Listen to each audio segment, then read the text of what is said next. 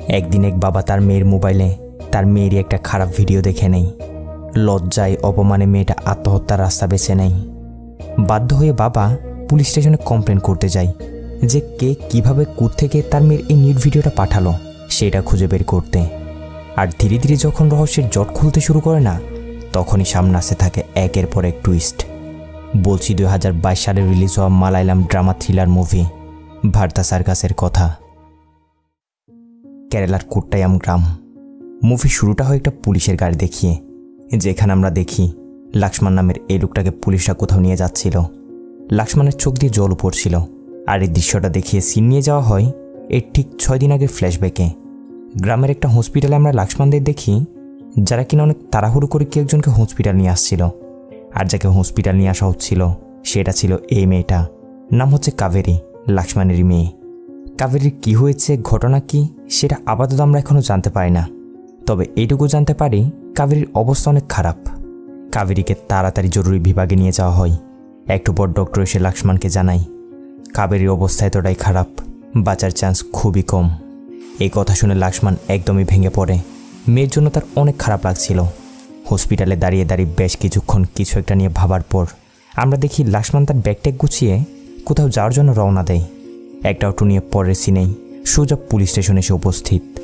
Scene একটু করে কাট হয়ে একই এলাকার অনুপ নামের এই লোকটা এবং আরও কিছু লোককে দেখানো হয়। এই অনুপের সম্পর্কে বলতে গেলে অনুপ হচ্ছে একজন সোশ্যাল অ্যাক্টিভিস্ট। সরকারি বিভিন্ন কাজে সে অসহায় মানুষদেরকে সাহায্য সহযোগিতা করে থাকে। পাশাপাশি গ্রামের দুর্নীতি ঝগড়াঝাটি এগুলো দূর করে সে গ্রামকে শান্তি রাখারও চেষ্টা করে। এর জন্য অবশ্য প্রায় প্রতিনিয়ত এলাকার অনেক পলিটিশিয়ানের সাথে তার ঝগড়াঝাটি এগুলো লেগে থাকে। মানে তারা তো কিছু করছে না, অনুপ করছে দেখে তার পিছনে লেগে আছে আর কি। এই পলিটিশিয়ানগুলোর মধ্যে থেকে এই লোকটা অন্যতম। এর সাথে অনুপের প্রতিনিয়ত ঝগড়া লাগে, কিন্তু কথায় অনুপের সাথে পেরে উঠতে পারে না। জকসিন আবার ওইখান থেকে লক্ষ্মণের উপর চলে আসলে আমরা দেখি লক্ষ্মণ পুলিশ স্টেশনে এসে পৌঁছেছে। লক্ষ্মণকে দেখে বোঝা যাচ্ছিল পুলিশ স্টেশনের ভিতরে যেতে তার একটু একটু সংকোচ লাগছিল। এর অবশ্য কারণ আছে, এর আগে কখনো লক্ষ্মণ পুলিশ স্টেশন আসেনি, মানে আসার প্রয়োজন হয়নি আর কি। এজক লক্ষ্মণ তার কমপ্লেনটা দেওয়ার জন্য ভিতরে তো যায়, কিন্তু পুলিশরা তখন পুলিশ স্টেশনের ভিতরেই তাদের মধ্য থেকে কেউ একজনের বার্থডে সেলিব্রেশন করার জন্য প্রস্তুতি নিচ্ছিল। কারো কথা তারা কানে নিচ্ছে না, তারা তাদের মতো করে সব কিছু সাজানো নিয়ে ব্যস্ত। বেচারা লক্ষ্মণ সহ তার মতো আরও অনেকেই তাদের কমপ্লেন দেওয়ার জন্য ঘন্টার পর ঘন্টা বাইরে দাঁড়িয়ে আছে। এতে পুলিশদের কিছু যায় আসছে না, এমন একটা অবস্থা আর কি। এর একটু পর সেখানে সিআই জয়চন্দ্র এবং তার একজন কনস্টেবল পুলিশ স্টেশন আসে। জয়চন্দ্রকে দেখা মাত্রই লক্ষ্মণ তার সাথে কথা তো বলতে চায়, কিন্তু এরা কাউকে কোনো পাত্তা না দিয়ে বার্থডে সেলিব্রেশন করার জন্য ভিতরে চলে আসে। ধুমধাম করে তারা সব পুলিশরা মিলে কেক কাটছে, এনজয় করছে। এদিকে সাধারণ মানুষগুলো যে তাদের কত সমস্যা নিয়ে তাদের কাছে এসেছে, ওইদিকে তাদের কোনো হুঁশ নেই। এরা তো এসব নিয়ে বিজি। তখনই তাদের পার্টির মাঝখানেই তাদের সবার উপরে অফিসার, মানে এই এসপি ম্যাডাম সেখানে এসে উপস্থিত। আর এসে এইসব দেখে তো তার রাগ একেবারে মাথার উপর উঠে যায়। সিআই জয়চন্দ্রকে ডেকে আচ্ছা মতো বকতে শুরু করে, বলে কত মানুষ তাদের প্রবলেম নিয়ে বাইরে দাঁড়িয়ে আছে, আর তোমরা পুলিশ স্টেশনের ভিতর এইসব করছো।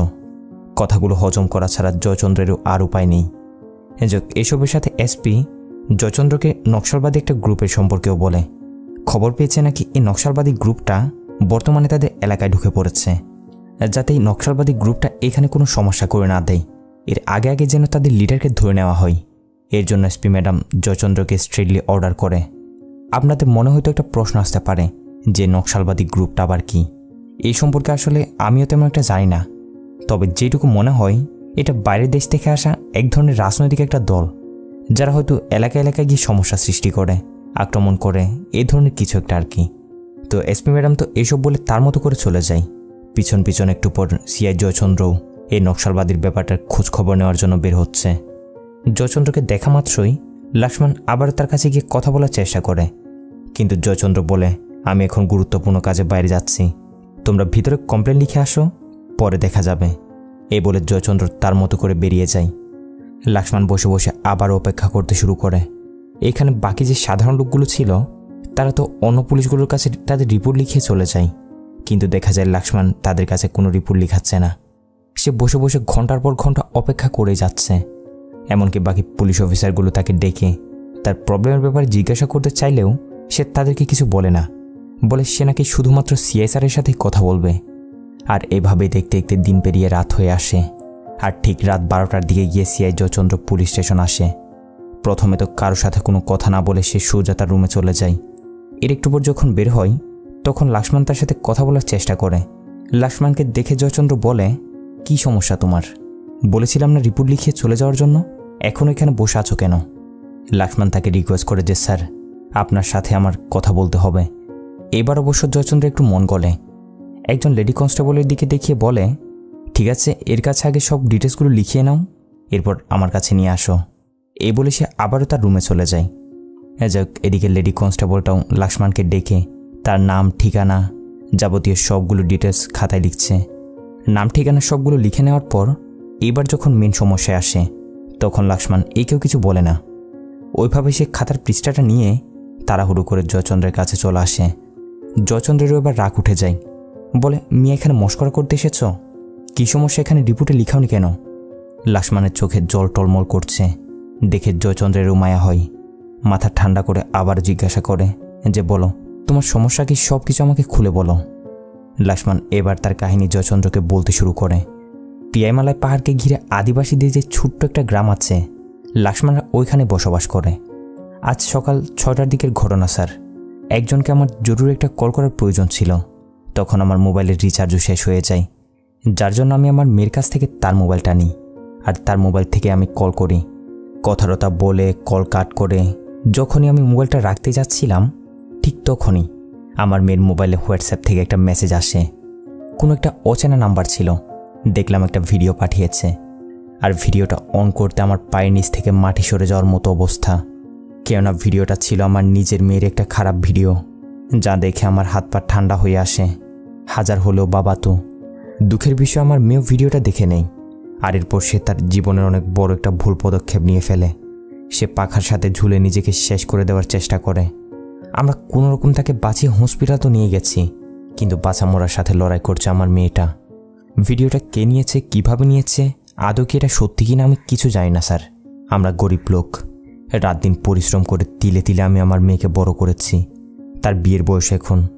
যদি খবরটা সবার সামনে আসে তাহলে আমাদের সব স্বপ্ন একেবারে শেষ হয়ে যাবে। দয়া করে আপনি কেউ না জানার মতো এই কাজটা যে করেছে তাকে খুঁজে বের করুন, তাকে পর্যাপ্ত পরিমাণ শাস্তির ব্যবস্থা করুন। এভাবে লক্ষ্মণ সব কিছু জয়চন্দ্রকে খুলে বলে। সব শোনার পর জয়চন্দ্র লক্ষ্মণকে বলে যে মোবাইলটা কোথায়, মানে যে মোবাইলে ভিডিওটা এসেছিল। লক্ষ্মণ মোবাইলটা সাথে করে নিয়ে এসেছিল, জয়চন্দ্রকে দেয়। কিন্তু জয়চন্দ্র মোবাইলটা চেক করে দেখে এখানে না আছে কোনো হোয়াটসঅ্যাপ, না আছে কোনো ভিডিও। লক্ষ্মণকে জিজ্ঞাসা করলে লক্ষ্মণ বলে, কি বলছেন স্যার, এর মধ্যে তো ছিল। জয়চন্দ্র বলে, থাকলে সেটা গেল কই? সত্যি বলো, কোনো তুমি ডিলিট করে দাওনি তো? লক্ষ্মণ বলে, না না স্যার, আমি তো ভালো করে মোবাইলটা চালাতেও জানি না। আমার মেয়ে শুধু আমাকে শিখিয়েছিল যে কিভাবে কল টল করতে হয়, ব্যাস মাঝে মধ্যে এটাই করি। ডিলিট করা দূরে থাক, কিভাবে ডিলিট করতে হয় ভালো করে আমি তো ওইটাও জানি না। এইসব শুনে জয়চন্দ্র তার এক কনস্টেবলকে ডেকে মোবাইলটা তাদের সাইবার এক্সপার্ট অফিসে পাঠিয়ে দেয়। ডিলিট করা ডাটাগুলো এবং কোন নাম্বার থেকে ভিডিওটা পাঠানো হয়েছিল সেটা কালেক্ট করতে। লক্ষ্মণ অবশ্য জয়চন্দ্রকে বারবার করে রিকোয়েস্ট করে যেন বিষয়টা বাইরে না আসে। জয়চন্দ্রের সাথে কথাবার্তা বলার পর লক্ষ্মণ বাইরে এসে বসে। অনুপ নামের যে লোকটার সাথে পরিচয় করিয়েছিলাম সে লক্ষ্মণের একজন আপন লোক ছিল। লক্ষ্মণকে কল করে বলে যে ঘটনা আমি শুনেছি, এখন কোথায় তুমি, কাবেরীর কন্ডিশন কেমন? লক্ষ্মণ তাকে বলে, আমি কমপ্লেন দেওয়ার জন্য এরকম পুলিশ স্টেশনে এসেছি। কাবেরীর অবস্থা খারাপ, তাকে একটু দেখে রাখিও। অনুপ লক্ষ্মণকে সান্ত্বনা দেয়, বলে তুমি কোনো টেনশন করো না, আমি আছি, আমি যতটুকুই পারি তোমাকে সাহায্য করব। এজক সিন একটু কাট হয়ে পুলিশ অফিসার জয়চন্দ্রের বাসায় আসে। জয়চন্দ্রেরও একটা মেয়ে আছে যাকে কিনা তারা পড়ালেখার জন্য ফরেন পাঠিয়েছে। তো আজকে লক্ষ্মণের মুখ থেকে তার মেয়ে সম্পর্কে জানার পর জয়চন্দ্রের তার মেয়ের জন্য টেনশন হতে শুরু করেছে। তাড়াতাড়ি কল করে সে তার মেয়েকে সতর্ক করে দিচ্ছে উল্টাপাল্টা কার সাথে না মিশতে, ভালো করে যেন চলাফেরা করে। এদিকে টিভিতে একটা নিউজ আসছিল কেরালায় একটা মেয়ে নাকি ব্রুটালভাবে মার্ডার হয়ে গেছে। আর অনুমান করা হচ্ছে এই কাজটা নাকি নকশালবাদী কোনো গ্রুপেরই কাজ। পুলিশ কি করছে, তারা কি ঘুমাচ্ছে? আর কতগুলো মানুষের জীবন গেলে তাদের ঘুম ভাঙবে? এভাবে রিপোর্টারটা পুলিশদেরকে নিয়ে অনেক খারাপ খারাপ কথা বলছিল, যা শুনে জয়চন্দ্রের তো একদম রাগ উঠে যায়। সিন শিফটের পরবর্তী দিন জয়চন্দ্র লাক্সমানদের বিষয়টা তদন্ত করার জন্য লাক্সমানকে নিয়ে তাদের বাড়িতে এসেছে। আর এখানে আসা মাত্রই তারা একটা ছেলেকে দেখতে পায়। লাক্সমান জানায় এ নাকি তাদের বাসায় কাজকাম করে, আর 6 বছর ধরে সে এখানে আছে। লাক্সমানদের গরু ছাগল এগুলোর খামারের দেখাশোনা করে। অনেক ভালো একটা ছেলে। যাক, জয়চন্দ্রের বাসার ভিতরে গিয়ে পুরো বাসার তল্লাশি নিতে শুরু করে। লাক্সমানের মেয়ে কাবেরীর যে রুমটা ছিল ওইখানে গিয়েও চেক করছে। আর এখানে চেক করার সময় তারা কাবেরীর বিছানার নিচ থেকে কেউ একজনের একটা জুতা খুঁজে পায়। যে জুতাটা হচ্ছে লাক্সমানদের বাসার খামারে যে ছেলেটা কাজ করত সেই ছেলেটার। ব্যাস, জয়চন্দ্রদের পুরোপুরি সন্দেহ চলে যায় সেই ছেলেটার উপর। সাথে সাথেই পুলিশ স্টেশন নিয়ে এসে তাকে উত্তম মাধ্যম দিতে শুরু করে আর জিজ্ঞাসা করে যে বল, কাবেরীর সাথে এটা তুই করেছিস তাই না? এত মার খাওয়ার পরও কিছুতেই তার মুখ খুলছে না। জয়চন্দ্ররা এই ছেলেটার মোবাইলটা চেক করলে দেখে এই কাবেরীর নাম্বারটা তার মোবাইলে সেভ করেছিল মাই গার্ল এরকম একটা নাম দিয়ে। এ থেকে ছেলেটার উপর জয়চন্দ্রদের সন্দেহ আরও মজবুত হতে শুরু করে। অবশেষে আর মার সহ্য করতে না পেরে এ বলেই দেয় এ নাকি মনে মনে কাবেরীকে পছন্দ করত, তাকে ভালোবাসত, কিন্তু জীবনেও সে এমন কোনো চিন্তাভাবনা মাথায় আনেনি যেটা দ্বারা লাক্সমানের মান সম্মান নষ্ট হবে। এই জন্য সে তার মনের কথা মনে রেখে দেয়। এই ব্যাপারে কাউকে কিছু বলেনি। একতরফায় কাবেরীকে ভালোবেসে গেছে, এটা ছাড়া সে আর কিছু জানে না। এসবের সাথে তার কোনো হাত নেই। এর কথাবার্তা শুনে জয়চন্দ্ররাও বুঝতে পারে এসবের সাথে ছেলেটার কোনো হাত নেই, যার জন্য তাকে ছেড়ে দেওয়া হয়। লাক্সমান অবশ্যই তখনই সব কিছু শুনে নিয়েছে। এ বাইরে এসে লাক্সমানকে জড়িয়ে ধরে অনেক কান্না করে আর বারবার বলে যে বিশ্বাস করুন লাক্সমানজি, আমি কিছুই করিনি। লাক্সমান ছেলেটাকে অনেক বিশ্বাস করে, তাই সে তাকে বুকে টেনে নেয়। এদিকে ধীরে ধীরে জয়চন্দ্রদের জন্য কেসটা কঠিন পরিস্থিতির দিকে যাচ্ছে। তখন আবার সেখানে লাক্সমানদের এলাকার ওই লোকাল পলিটিশিয়ান লোকটা, মানে যাকে আমরা অনুপের সাথে ঝগড়া করতে দেখেছিলাম না, অনুপের শত্রু, সে এসে জয়চন্দ্রকে বলে স্যার আমার তো এসবে অনুপের উপরে সন্দেহ যাচ্ছে। আমরা সবাই দেখেছি সে সবসময় লাক্সমানদের বাসায় যেত, এদিক সেদিক উঁকিঝুঁকি মারত, অনেক খারাপ একটা ছেলে সে। এভাবে পলিটিশিয়ান অনুপের ব্যাপারে পুলিশদেরকে উল্টাপাল্টা বুঝিয়ে অনুপের দিকে কেসটা ঘুরিয়ে দেওয়ার চেষ্টা করছে, যাতে করে অনুপের কাছ থেকে সে তার প্রতিশোধটা নিতে পারে। এসব শুনে জয়চন্দ্র তার একজন কনস্টেবলকে অনুপদের এলাকায় পাঠিয়েও দেয় তার ক্যারেক্টারটা কেমন সে ব্যাপারে খোঁজ নিতে। আর এখানে এসে তারা অনেকজনের কাছ থেকে জিজ্ঞাসা করে। কেউ কেউ বলে অনুপের ক্যারেক্টার অনেক ভালো, আবার কেউ কেউ বলছে অনেক লুচ্চা একটা লোক। পুলিশরা নিজেরাই কনফিউজড কার কথায় বিশ্বাস করবে। এরই মাঝে জয়চন্দ্র লাক্সমানকেও ডেকে অনুপের ব্যাপারে জিজ্ঞাসা করছে। লাক্সমানও বলে যে স্যার অনুপ এইরকম ছেলে না, এখনও পর্যন্ত সে আমাদের সাহায্য সহযোগিতায় করে এসেছে, কখনো খারাপ কিছু দেখিনি। তো তারা এসব নিয়ে বলছিল কি, তখনই জয়চন্দ্রের কাছে তাদের সাইবার এক্সপার্ট অফিস থেকে খবর আসে কাবেরীর মোবাইলটা যে তারা ডাটা রিকভারির জন্য দিয়েছিল ওইটা তারা করে নিয়েছে। সাথে তারা এটাও বের করে নিয়েছে কোন নাম্বার থেকে ভিডিওটা পাঠানো হয়েছিল। নাম্বারটা নাকি কৃষ্ণপ্রিয়া নামের কোনো এক মহিলার নাম দিয়ে রেজিস্টার করা। জয়চন্দ্র লাক্সমানকে এখনও এ ব্যাপারে কিছু বলে না, সে তাকে বাইরে পাঠিয়ে দেয়। জয়চন্দ্র ওই নাম্বারটা সহ সব ডিটেলসগুলো কালেক্ট করে নেয়, কিন্তু নাম্বারটাতে কল করলে দেখা যায় সেটা নট রিচেবল বলছিল। সাথে সাথে সিন এখান থেকে একটু কাট হয়ে অনুপের উপর আসে, যাকে কিনা আমরা দেখি সে লাক্সমানদের বাসায় গিয়ে এদিক সেদিক উঁকিঝুঁকি মারছে। আর তাকে এসব করতে দেখে নেই হচ্ছে লাক্সমানদের এক প্রতিবেশী। সিন আবার পুলিশ স্টেশনের জয়চন্দ্রের উপর চলে আসে। জয়চন্দ্র এখন কৃষ্ণপ্রিয়া নামের ওই মহিলাটার তার পার্সোনাল নাম্বারটা কালেক্ট করে ওই নাম্বারে কল করে। অর্থাৎ যে নাম্বার থেকে কাবেরীর মোবাইলে ভিডিও দেওয়া হয়েছিল সেটা তো তার পার্সোনাল নাম্বার ছিল না, সেটা জাস্ট তার নামে রেজিস্টার করা ছিল। তো এটাই হচ্ছে কৃষ্ণপ্রিয়া নামের সে মহিলাটা। জয়চন্দ্র তার পরিচয় দিয়ে আর্জেন্টলি কৃষ্ণপ্রিয়াকে এরকম এক লোকেশনে এসে দেখা করতে বলে। শহরের অনেক নামি দামি এক বিজনেসম্যান কৃষ্ণপ্রিয়া, তার জন্য আর কি জয়চন্দ্র তার সম্মানের জন্যই তাকে পুলিশ স্টেশন ডাকেনি। যাই হোক, একটু পর এই জায়গায় এসে তারা দেখা করে। জয়চন্দ্র ওই নাম্বারটার ব্যাপারে কৃষ্ণপ্রিয়ার কাছ থেকে জিজ্ঞাসা করতেই সে বলে স্যার এটা তো আমার ছেলের নাম্বার, কেন কি হয়েছে? জয়চন্দ্র বলে ম্যাডাম আপনার ছেলে অনেক বড় একটা অপরাধ করেছে, একটা মেয়ের লাইফ একেবারে বরবাদ করে দিয়েছে, আমরা তো তাকে খুঁজে বের করবই, আপনি বাসায় যান, আপনার সাথে পরে কথা হবে। এইসব বলে জয়চন্দ্র কৃষ্ণপ্রিয়াকে সেখান থেকে পাঠিয়ে দেয়। জয়চন্দ্র তাদের একজনকে ওই অনুপের উপর সন্দেহ করে তার পিছনে লাগিয়ে দিয়েছিল, যে সে কখন কোথায় যায় না যায় সব কিছু নজর রাখতে আর কি।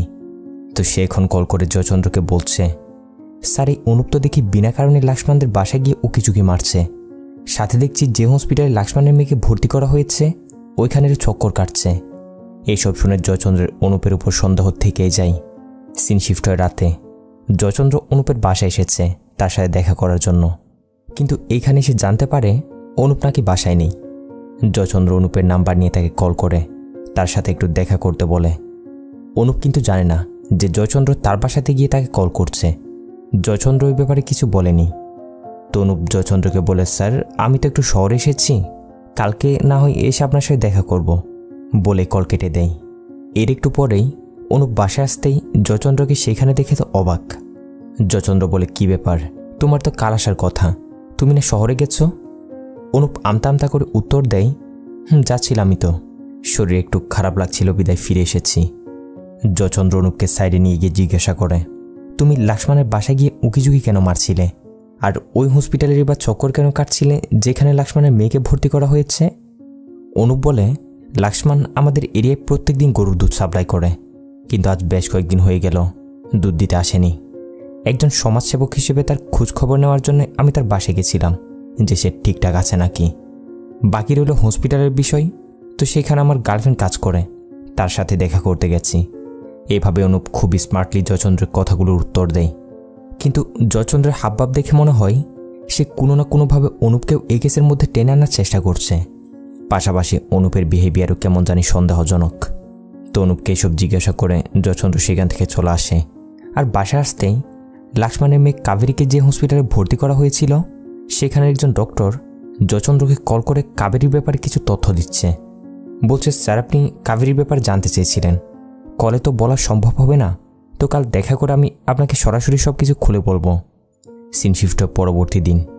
কথা মতো জয়চন্দ্র সে ডক্টরটার সাথে গিয়ে দেখা করে। ডক্টরটা বলতে শুরু করে, স্যার কাবেরীর ব্যাপারে কিছু তথ্য হয়তো এই কেসে আপনাকে সাহায্য করতে পারে। কাবেরী মেয়েটা ভার্জিন না। বিষয়টা আমি এই জন্য বলতে চাইছি, হতেও পারে কেউ শারীরিক সম্পর্কের জন্য তাকে ফোর্স করেছে। জয়চন্দ্র বলে, রেপ বা এরকম কিছু? ডক্টর বলে, এটা শিওর না, তবে তার বাম পায়ে কিছু মাইল্ড ইনজুরি রয়েছে যা থেকে এরকমটা ধারণা করা যেতে পারে। আর সবচেয়ে ইম্পর্টেন্ট একটা বিষয় হচ্ছে তার গলায় আঘাতের কিছু চিহ্ন নোটিস করা যাচ্ছে, যেমনটা কেউ কারো গলা চেপে ধরলে হয়ে থাকে এরকমই।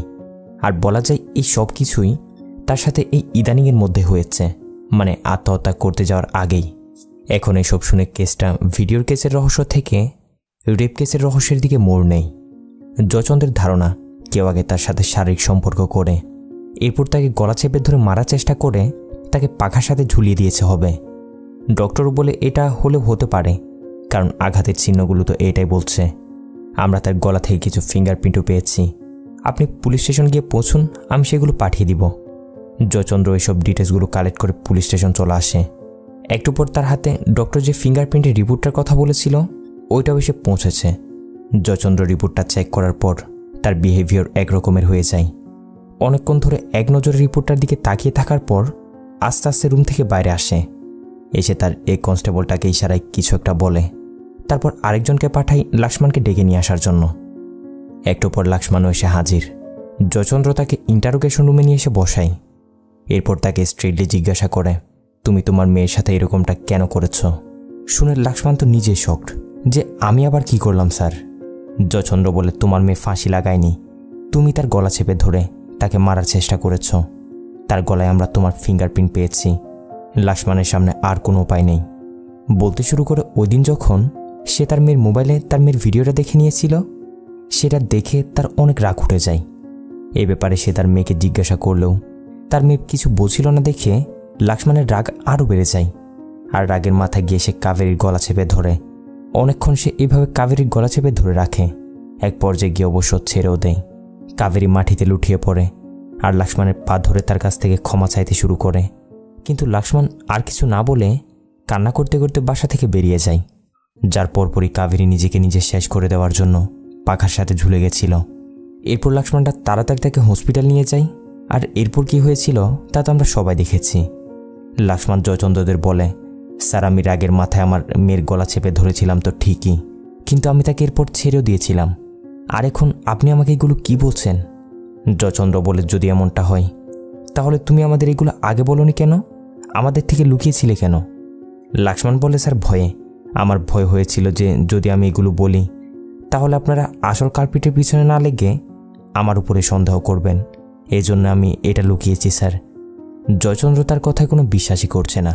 সম্পূর্ণ দোষ সে লাক্সমানের উপরে দিচ্ছে। বলছে, তুমি তোমার মেয়েকে খারাপ নজরে দেখতে, আর ভিডিওটা দেখে নিশ্চয় তুমি তার সাথে খারাপ করতে গিয়েছিলে, আর সে নিজেকে বাঁচানোর চেষ্টা করলে তুমি তাকে মেরে পাখার সাথে ঝুলিয়ে দিয়েছ, আর নিজে বাঁচার জন্য এখন এগুলো নাটক করছো। জয়চন্দ্র এতটাই খারাপভাবে কথাগুলো বলে শুনে কোনো বাবা শান্ত হয়ে বসে থাকতে পারবে না। লাক্সমানের অনেক রাগ উঠে যায়। রেগে মেগে জয়চন্দ্রকে এক লাথি মেরে নিচে ফেলে দেয়। ফলে জয়চন্দ্র যায় আরও ক্ষেপে। পুরো দুষ্টা লাক্সমানের উপরে চাপিয়ে দিয়ে তাকে লকআপে ঢুকিয়ে দেয়, সাথে অনেক মারধরও করে। এরপর সিন কাট হয়ে চলে যায় ওই কৃষ্ণপ্রিয়া নামের মহিলাটির বাসায়, যার ছেলে মূলত এইসবের আসল কালপ্রিট। এটা হচ্ছে কৃষ্ণপ্রিয়ার স্বামী নাভিন। এইখানে আমরা জয়চন্দ্র এবং তার কনস্টেবলকে দেখি, যারা কিনা সবাই একসাথে বসে মিলে ড্রিঙ্ক করছে। আমাদের বুঝতে আর দেরি হয় না, জয়চন্দ্র কৃষ্ণপ্রিয়াদের কাছ থেকে টাকা খেয়ে কেসটা উল্টো লাক্সমানের দিকে ঘুরিয়ে দিয়েছে। কৃষ্ণপ্রিয়ারা তাকে বলছে, আমাদের ছেলেকে এই কেস থেকে বাঁচিয়ে তুমি আমাদের যে উপকারটা করলে তা আমরা জীবনও ভুলব না। জয়চন্দ্র বলে, স্যার এসব আমি শুধু টাকার জন্য করিনি। দেখুন না কোথায় আমরা এত উঁচু জাতের আর কোথায় লাক্সমান। শুধু আমরাই তো জানি যে ভিডিওটা আপনার ছেলে নিয়েছিল আর সে ওই মেয়েটিকে পাঠিয়েছে, কিন্তু তাতে কি হয়েছে? আমরা উঁচু জাতের লোক। বাকি রইল ওই লাক্সমান, তার কি এমন সামর্থ্য আছে যে আমি তার জন্য আমাদের জাতের নাম খারাপ করব? 2 দিন লকআপে থাকুক, নের ভূত একেবারে মাথা থেকে বেরিয়ে যাবে। এদের মতো নিচু জাতের লোককে সবসময় আমাদের পায়ের নিচে থাকতে হবে। এর কথাবার্তা শুনে আমরা বুঝতে পারি এই জয়চন্দ্র হচ্ছে নিচু জাত উঁচু জাত নিয়ে বিভেদ করা লোকদের মধ্যে একজন। তার সামনে তাদের নিচে যারা রয়েছে, গরিব অসহায়, তাদের কোনো মূল্যই নেই। তাদের জাতের লোকেরাই তার কাছে মেইন। যাকে কৃষ্ণপ্রিয়াদের কাছ থেকে টাকা পয়সা খেয়ে এখান থেকে বেরিয়ে যায়। এতদিন আসলে সে লাক্সমানকে সাহায্য করার নাম নিয়ে এইসব শুধু নাটক করে যাচ্ছিল। যাক, সিন চলে যায় রাতে। লাক্সমানকে পুলিশ স্টেশনে আটকে রাখা হয়েছে। এখানে লেডি কনস্টেবলটা একটু ভালো ছিল। সে লাক্সমানকে রাতে খাবার দেওয়ার জন্য লকআপ থেকে খুলে তাকে বাইরে নিয়ে আসে। এখন এদিকে লাক্সমানের মধ্যে একটা ভয় ঢুকে গেছিল পুলিশরা তার সাথে কি করবে। তাই সে আগে পিছু কিছু না ভেবেই সুযোগ বুঝে এখান থেকে পালাতে শুরু করে দেয়। পুলিশের পুরো টিমও সাথে সাথে তার পিছনে লেগে যায়। জয়চন্দ্র সবাই মিলে তাকে খুঁজতে শুরু করে। এদিকে আমরা লাক্সমানকে দেখি যে কিনা পালিয়ে তার এক প্রতিবেশীর বাসায় চলে এসেছিল। আর এই বাসাটা ছিল হচ্ছে আসলে অনুপের গার্লফ্রেন্ডের বাসা। তারা এখানে লাক্সমানকে লুকিয়ে রাখার অনেক চেষ্টা করে, কিন্তু পরপরই পুলিশরা এখানে এসে উপস্থিত। আর তারা এখানে লাক্সমানকে খুঁজেও নেই। ধরে তাকে আবার পুলিশ স্টেশন নিয়ে যাওয়া হয়। আর এবার জয়চন্দ্র এত পরিমাণে রেগে গেছিল, এসে রেগে মেগে সোজা ভিতরে যায়। এরপর শুধু মারের আওয়াজ আর চিৎকার শোনা যাচ্ছে। মানে জয়চন্দ্র লাক্সমানকে প্রচণ্ড মারধর করছে। বাইরে তার জন্য বাকি পুলিশের লোকগুলো অনেক আফসোস করছে, কিন্তু তাদের কিছু করার নেই। জয়চন্দ্রের উপর তারা কথা বলতে পারবে না। মারধর খেয়ে লাক্সমানের অবস্থা খারাপ। জয়চন্দ্রের পাছাটা ওই কনস্টেবলটা এসে লাক্সমানকে লোভ দেখাচ্ছে। বলছে, তুমি কবুল করে নাও যে তোমার মেয়ের সাথে সব তুমি করেছিলে। তোমার এখান থেকে বের হওয়ার ব্যবস্থা আমরা করে দেব। কিন্তু লাক্সমানও পরিষ্কার জানিয়ে দেয় সে মরে যাবে, তারপরও এত বড় একটা মিথ্যা অপবাদ সে জীবনও মেনে নিবে না। বলুন তো কোন বাবা বা এরকমটা মেনে নিতে পারবে? এদিকে খবরটা অনুপের কাছে গিয়েও পৌঁছেছে যে পুলিশ লাক্সমানকে গ্রেপ্তার করেছে, যার জন্য পরের সিনেই অনুপ পুলিশ স্টেশন ছুটে আসে আর এখানে একটা হাঙ্গামা শুরু করে দেয়। যদিও শুরুর দিকে অনুপের ক্যারেক্টারটা আমাদের একটু সন্দেহজনক মনে হয়েছিল, কিন্তু আসলে সে ওই রকম না। সে লাক্সমানকে সাহায্য করার জন্য ছুটে এসেছে। জয়চন্দ্রের উপর সে চিল্লাতে শুরু করে, বলে, সামান্য একটা বিষয়কে তুমি এত বড় বানিয়েছ। লাক্সমান বেচারা নেয়ের জন্য তোমার কাছে এসেছিল, আর তুমি তার উপরে দুঃচাপিয়ে তাকে হাজতে ভরে দিয়েছ। তোমার সাথে আর আমার কোনো কথা নেই, তোমার সাথে এখন আমার লয়ারই কথা বলবে। বলে অনুপ তার লয়ারকে নিয়ে আসার জন্য চলে যায়। এদিকে জয়চন্দ্রকে তার সিনিয়র অফিসার কল করে তার উপর প্রেশার দিচ্ছিল। ওই যে শুরুর দিকে একটা নকশালবাদী গ্রুপের ব্যাপারে বলেছিল না, এখনও জয়চন্দ্র এর কোনো হদিশ বের করতে পারেনি। এই জন্যই তার সিনিয়র অফিসার তাকে কল করে বকাঝকা দিচ্ছে। বকা থেকে বাঁচার জন্য জয়চন্দ্র এখানে প্ল্যানিং করে মিথ্যা একটা বলে দেয়। বলে, ম্যাডাম আমরা তো কালকে এই গ্রুপের লিডারকে ধরে নিয়েছি। আমি এক্ষুনি আপনাকে কল করতে যাচ্ছিলাম, দেখি আপনি কল করেছেন। তার নাম লাক্সমান, আমাদের হাজতে আছে। শুনে ম্যাডাম তো খুশি হয়ে যায়। বলে, কালই তুমি রিপোর্ট নিয়ে চলে আসো, তোমার প্রমোশনের ব্যাপারটা আমি দেখছি। কল রাখার পর কনস্টেবল জয়চন্দ্রকে জিজ্ঞাসা করে, স্যার একজনের উপর এরকম 2টা মিথ্যা কেস দেওয়া কি ঠিক হচ্ছে? জয়চন্দ্র বলে, আবে আমরা পারি না যে এরকম কিছু আছে নাকি? তোমাকে যা বলছি ওইটা করো। প্রথমে লাক্সমানের বাসায় গিয়ে কেউ না জানে মতো তার সম্পূর্ণ আইডেন্টিটি, তার যতগুলো সার্টিফিকেট আছে সবগুলো মিটিয়ে দাও। আমি যাচ্ছি, আমার এক পরিচিত লোক আছে যে কোনো ধরনের নকল ডকুমেন্ট তৈরি করাতে এক্সপার্ট। তার কাছে এমন ফার্জি ডকুমেন্টস বানাবো যা দেখে মনে হবে লাক্সমান এদেশেরই না, মনে হবে অনেক বছর আগে সে ইলিগালি এখানে এসেছে, একজন নকশালবাদী।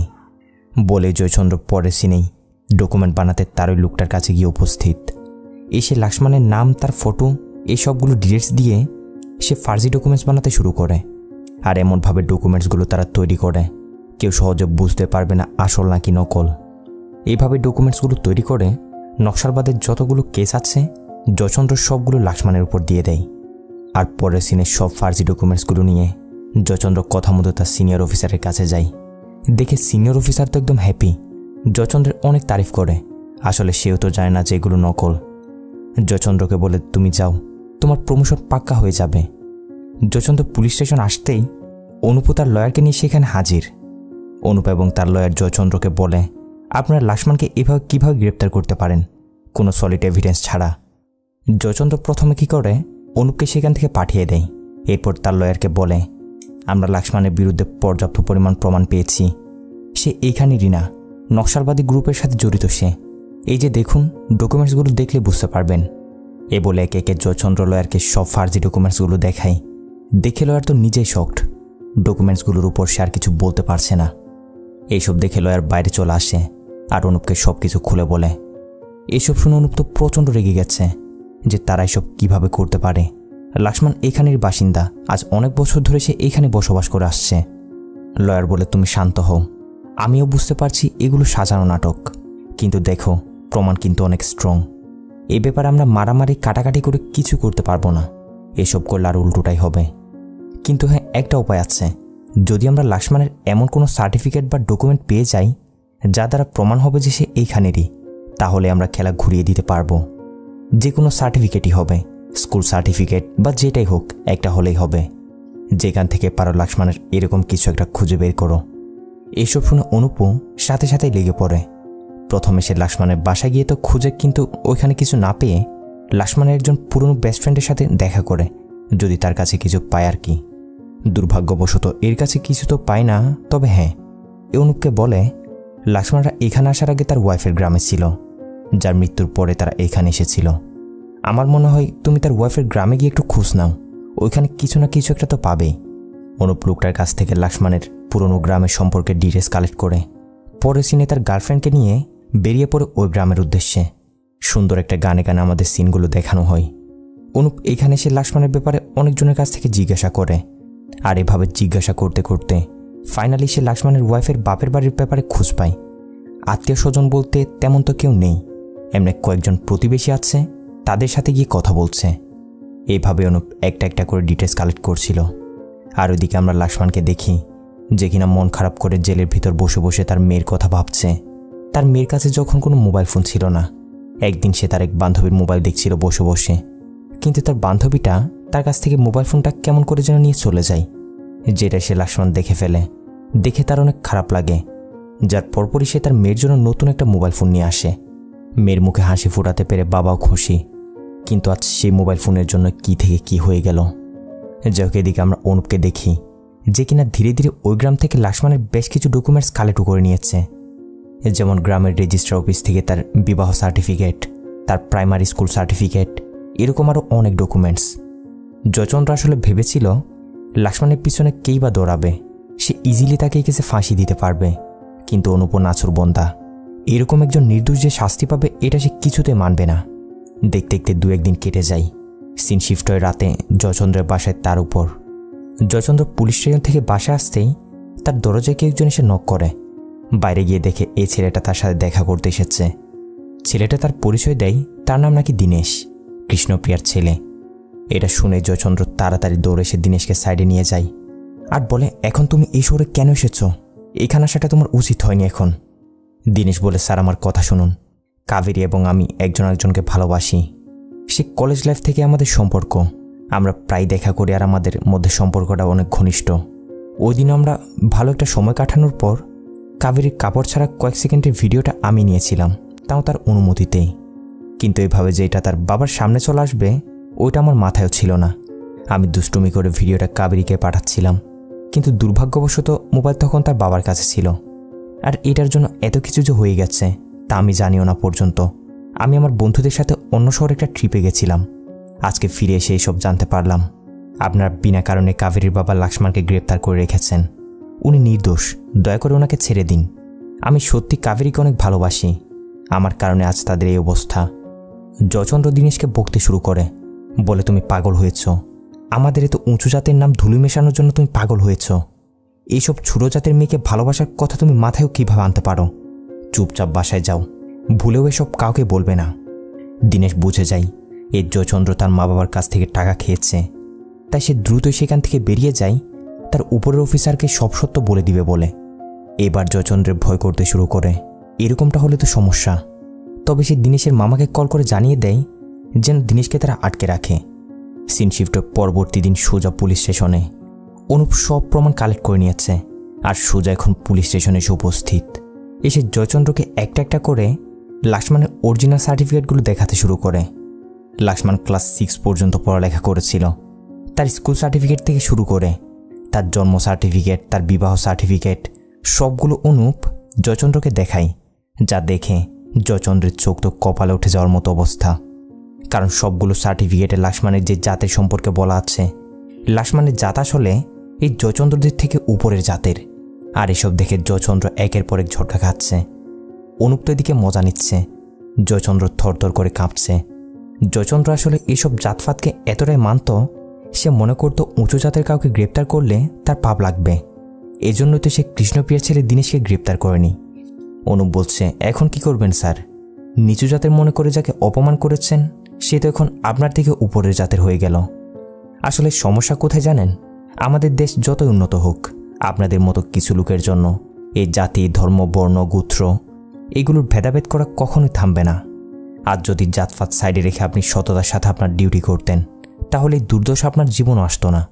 যান গিয়ে লাক্সমানের কাছ থেকে ক্ষমা চেয়ে নিন, না হলে তো তার অভিশাপ লাগবে।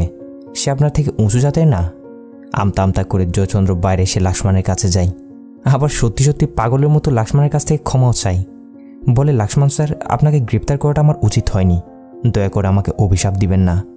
লাক্সমান বলে, আচ্ছা, উঁচু জাতেরকে অভিশাপ দিলে সেটা কাজে লাগবে, আর নিচু জাতেরকে অভিশাপ দিলে সেটা কাজে লাগবে না, তাই বুঝি? যতক্ষণ আপনাদের মতো এইসব অন্ধবিশ্বাসী লোক মাথা থেকে এসব না ফেলছেন, ততক্ষণ দেশের মানুষের কোনো উন্নতি হবে না। যাই হোক, গিয়ে আজকের মতো পুলিশের পোশাকটা পরে আরামসে ঘুমিয়ে নিন, কারণ কাল কোর্টে আপনার সব পর্দা ফাঁস হবে। জয়চন্দ্র কি করবে না কি করবে কিছু বুঝতে পারছে না। কোনো উপায় না দেখে তার সিনিয়র অফিসারটিকে কল করে সব কিছু বলে দেয়, মানে সব সত্যি বলে দেয় আর কি।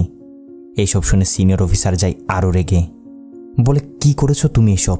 তোমার ভরসায় আমি আইজিকে সব কিছু পাঠিয়ে দিয়েছি, তুমি নিজের চাকরি তো হারাবেই, সাথে আমারটাও খাবে। যাই হোক, শোনো কি বলছি, পুলিশ স্টেশনে তোমার বিশ্বস্ত কয়েকজনকে ছাড়া বাকি সবাইকে পাঠিয়ে দাও। আমি আমার 2 জন লোককে পাঠাবো, তারা লাক্সমানকে জেলেই খালাস করে দিবে।